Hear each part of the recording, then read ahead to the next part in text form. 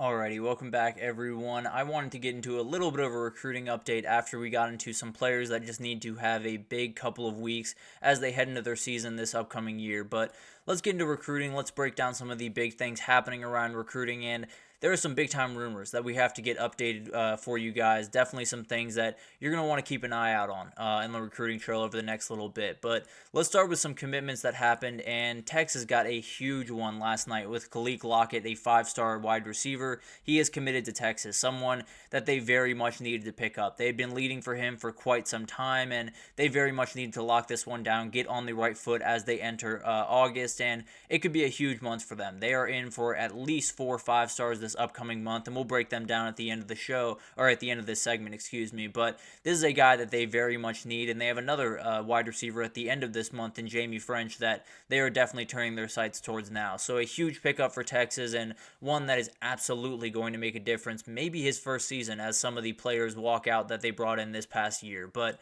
let's move over to UCF, and let's talk about Javon Boggs. He was committed to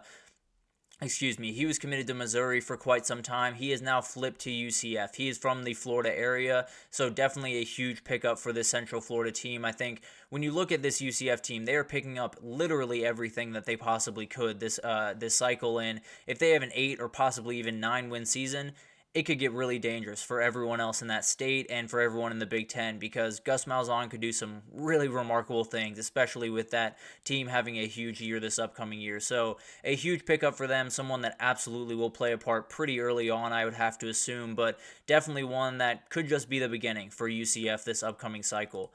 And then you have Carday Smith, a very talented 4-star offensive tackle. He is committed to USC. This is a pickup that they very much needed, because you look at this USC team, it's all about just getting big bodies. It's all about just putting yourself in a position where you get off the bus more confident because you got bigger guys than the other team. And right now, that is not necessarily the case, but when you add someone that's 6'6", 285 at the offensive tackle position, it will pretty quickly. And if they can build him out a little bit more, possibly get up to about maybe 300 there, I think he'll be more than fine. This was a former Auburn commit, so stealing a guy from the state of Alabama from Auburn, never a bad thing by any means. A huge pickup for this team, and definitely a guy that could play a big-time role his first year.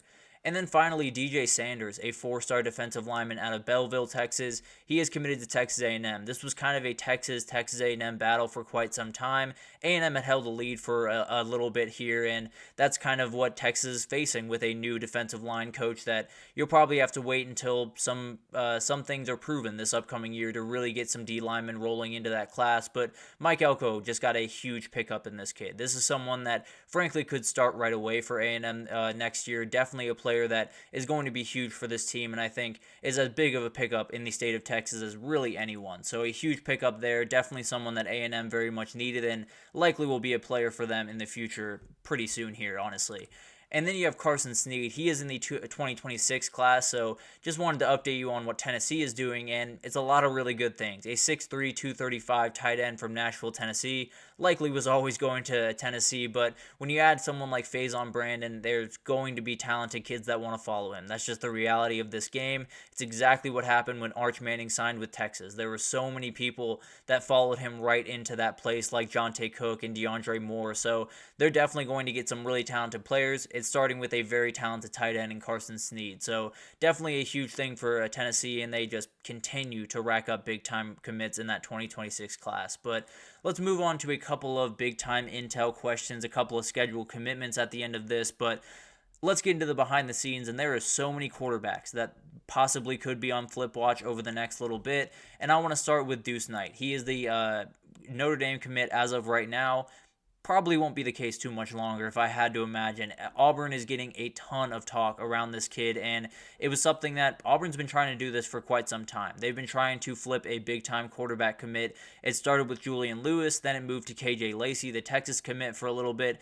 Now it has moved to Deuce Knight, and it sounds like they are closing in pretty quickly on him. This is a huge, huge thing for Notre Dame because he was a huge recruiter for Notre Dame. He was there many times over the last little bit, and was definitely a huge piece of them building out this remarkable class that they've been able to. They lose him, there's a possibility that they lose a couple others. So would be a huge hit for this Notre Dame class and this program overall, and would be a huge get for Auburn that just continues to rack in really talented guys. Another quarterback I'm watching very closely is the Texas A&M commit Hussein Longstreet, a very talented kid that just lit up the Elite 11 and made a lot of people know his name very quickly. This is a kid that it sounds like USC is turning up the heat very, very aggressively, and we'll get to why that is here in a second, but definitely would be a huge pickup for them. This is one of those just physically ridiculous kids at quarterback. Definitely someone that if you put him in Lincoln Riley's offense, he could do some really special things at the college football level. So definitely would love to see this guy in pretty much any offense, frankly, because he could do really special things wherever he is. But if he gets with Lincoln Riley over at USC and flips from A&M, it could be a very special thing and could be that next Heisman quarterback for Lincoln Riley. But the reason that they are looking at him so aggressively is Julian Lewis, the guy that we've talked about probably 20 different times as being a flip possibility from USC. It sounds like it's still Colorado. It sounds like it's still that team over in Boulder that's making all of the big-time pushes for that quarterback, and it would be a huge pickup for this team. There's no two ways about that. When you have a guy like Shedeur Sanders walking out the door that is that physically talented, you need to make sure you're replacing him with a kid that is at least close to that physically talented, and this is definitely one of those kids. I think he would start right away, and it would probably be a little bit of a learning curve, but the talent level is off the charts, and we'll see what happens, obviously. He definitely could still go to USC, but it's been trending away from USC for quite some time, and I think Colorado might just reap those benefits. But let's get into a couple of players that are down to just a couple of last schools. Andrew Marsh, a very talented 4-star wide receiver. He's down to 5 schools: USC, Michigan, Colorado, Washington, and Texas. A 6'2", 180 wide receiver out of Katy, Texas. This is one that I think I would lean Michigan right now. Michigan has been ahead for quite some time. It sounds like USC is pushing relatively hard. I'm not sure how much Texas is in this thing. I think they could very well be in this thing by the end, but we'll see what happens with a couple other wide receiver commits around there. And then I think Colorado is absolutely an option here. And Washington is absolutely an option. I think this year will definitely decide that a ton. And if Colorado can flip Julian Lewis, I think that could be a big-time moniker for them and a big-time, feather in their cap in this recruitment. So I definitely think this is a very talented player. I would lean Michigan right now, but there are so many teams nipping at their heels that I wouldn't necessarily feel too confident in that by any means. I think he's committing on August 20th. Yes, August 20th is the commitment there. So definitely one to watch out for there.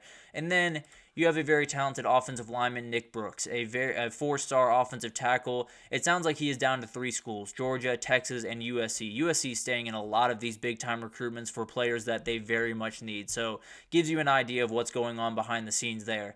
But it sounds like it's going to be an August 23rd or August 30th decision for this kid. Nothing is on the books as of right now, so that could change. But he did say he thought he'd be committed by now. So definitely will be one that you'll be on the lookout for the next couple of weeks.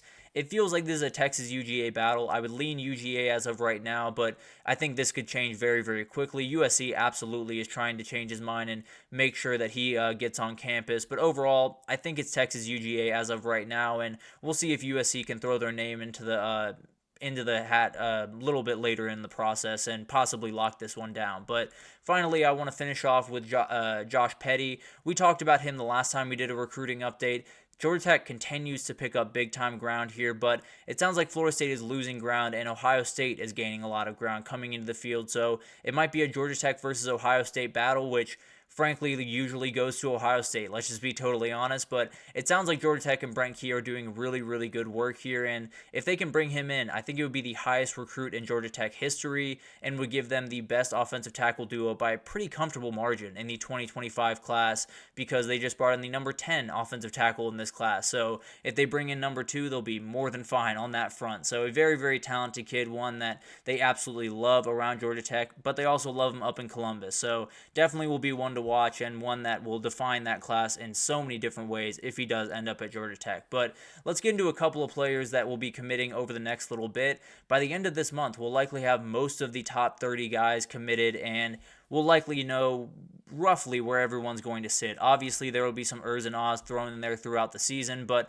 we'll know at least kind of the realm that everyone is going to sit in going into this season. And let's start with the number 3 player in the country, David Sanders, the number 1 offensive tackle in the country. He is committing August 17th at 2:30. It's Ohio State, Nebraska, Tennessee, and Georgia in this one, and there's plenty of different teams that have plenty to say. I think UGA would get my lean as of right this second, but Nebraska is getting closer and closer closer, and I absolutely love them as we get closer to that date. I think Tennessee's pushing really hard. Ohio State's right in there as well. So this might be one of the more unpredictable ones as we get closer, but definitely will be a huge pickup for whatever team gets him. The number 7 player in the country, Jonah Williams, a safety that is going to be hugely talented, is also very talented on the baseball diamond, but he's going to commit on August 24th at 1 p.m.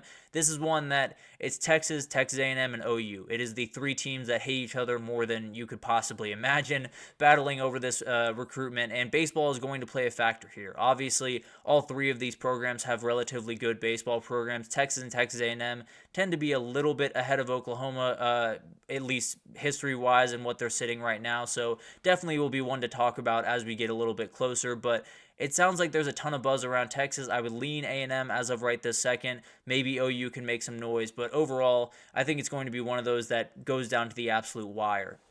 Then the number 14 player in the country, Josh Petty, we talked about him. He will be committing this Saturday, I believe, at noon, so definitely one to watch there. We will definitely be on the lookout for that. Actually, next Monday. Apologies there, but a very talented kid nonetheless. Definitely one to watch. The number 25 player in the country, Jamie French, a really, really talented receiver.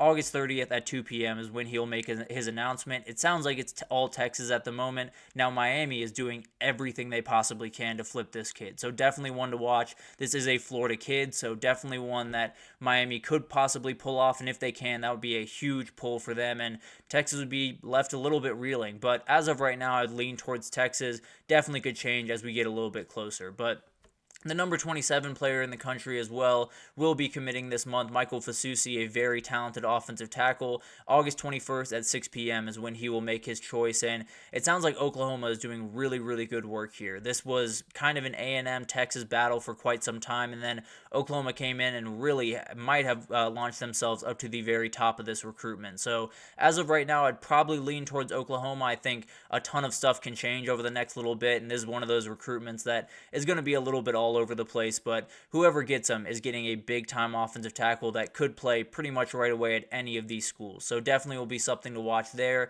And then you add in 5 stars, Elijah Griffin, Andrew Babalola. I think Michael Terry is going to commit this month. So there are so many different guys across the country, especially 5 stars, that will be committing over the next couple of weeks into the next month, and it's going to be a really fun one. It's going to find this cycle in a lot of different ways, so we'll obviously break it down as this stuff starts to unfold and the craziness begins. But let's take our last break here, and when we come back, we're going to talk about some conference questions, get into the ACC today. We've done the Big Ten and the SEC already, so ACC's turn this time around. We'll break down some of the big questions I have around that conference right after this, so stick with us.